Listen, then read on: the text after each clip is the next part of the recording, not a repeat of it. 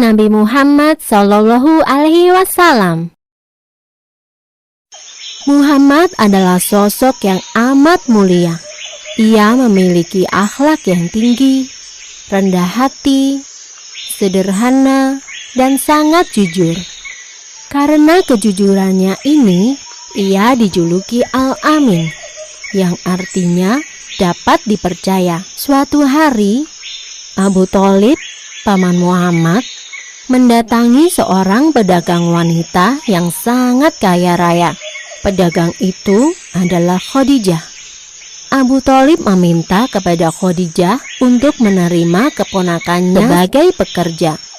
Khadijah sangat gembira menerima Muhammad sebagai pekerjanya. Meskipun bayaran Muhammad lebih mahal, Khadijah menyetujui permintaan Abu Thalib. Saat itu, Muhammad mendapat 4 ekor anak unta sebagai bayaran, sedangkan pekerja yang lain hanya mendapat 2 ekor anak unta sebagai bayarannya. Masyarakat Quraisy mengenal Khadijah sebagai wanita mulia. Ia adalah seorang bangsawan yang baik akhlaknya dan cantik wajahnya. Di usia yang ke-40, suaminya meninggal dunia. Khadijah pun menjadi seorang janda. Khadijah merasa sangat tertarik pada Muhammad, bukan hanya karena Muhammad pandai berdagang, namun juga karena akhlak Muhammad yang sangat tinggi. Khadijah meminta kepada sahabatnya Nafisah binti Umayyah untuk melakukan pendekatan kepada keluarga Muhammad. Setelah dicapai kesepakatan, Muhammad dan Khadijah pun melangsungkan pernikahan. Saat itu, Muhammad berusia 25 tahun. Kehidupan mereka sangat bahagia, dan perdagangan mereka pun semakin maju.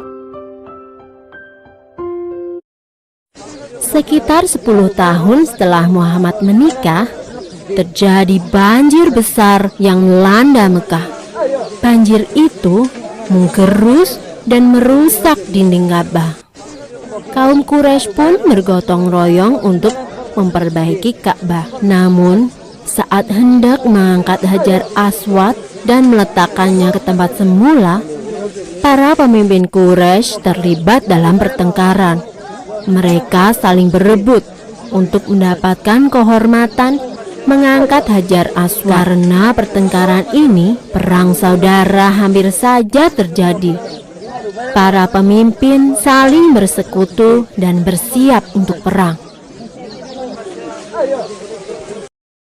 Abu Umayyah bin Al-Mughirah, salah satu orang terpandang di Quraisy, berkata bahwa urusan Hajar Aswad ini akan diserahkan kepada orang yang pertama kali memasuki pintu Shafa esok hari, dan Allah menentukan bahwa Muhammadlah orangnya. Sungguh mudah bagi Muhammad menyelesaikan masalah itu. Ia membentangkan selembar kain dan meletakkan Hajar Aswad di tengah-tengahnya.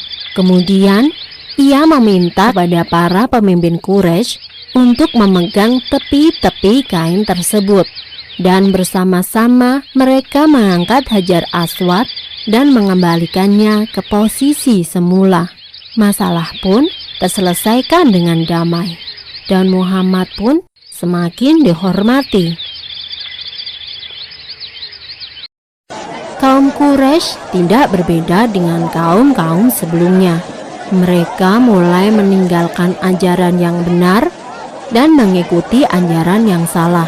Berbohong, curang, menganiaya, merampok, dan bersekutu dengan setan menjadi kebiasaan kaum Quraisy.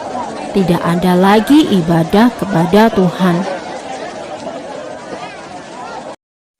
Muhammad merasa gelisah dengan perilaku kaumnya. Ia berusaha memikirkan cara untuk membawa kaumnya kembali ke jalan yang benar. Kemudian, ia memutuskan untuk menyendiri di Gua Hiro. Sekeras apapun Muhammad berpikir, ia tidak bisa menemukan jawabannya. Maka, tepat pada tanggal 17 Ramadan, atau 6 Agustus tahun 610, atas perintah Allah, malaikat Jibril mendatangi Muhammad dan menyampaikan wahyu. Saat itulah Muhammad mengemban tugas sebagai Nabi Allah, bukan hanya untuk kaum Quraisy, namun untuk seluruh umat manusia. Dan ia merupakan nabi terakhir. Tidak ada nabi lagi setelahnya. Dakwah pertama yang diemban oleh Nabi Muhammad dilakukan secara sembunyi-sembunyi, dimulai dari keluarga dan sahabat-sahabat terdekatnya, yaitu Khadijah, Ali bin Abi Thalib, dan Zaid bin Haritsah.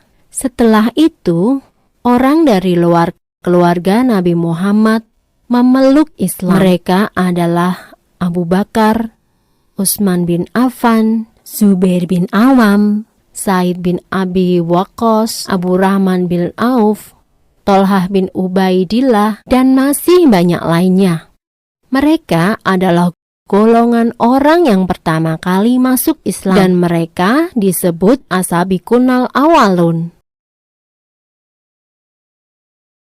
Selama 3 tahun berdakwah sembunyi-sembunyi, pengikut Nabi Muhammad terus bertambah. Selama itu pula, kaum Quraisy tidak begitu peduli pada gerakan Nabi Muhammad. Namun, ketika akhirnya Nabi Muhammad mulai berdakwah secara terbuka, para kaum Quraisy mulai bangkit untuk melawan Nabi Muhammad. Apalagi dakwah Nabi yang paling keras adalah ajakan untuk memeluk Islam dengan cara meninggalkan Tuhan berhala mereka.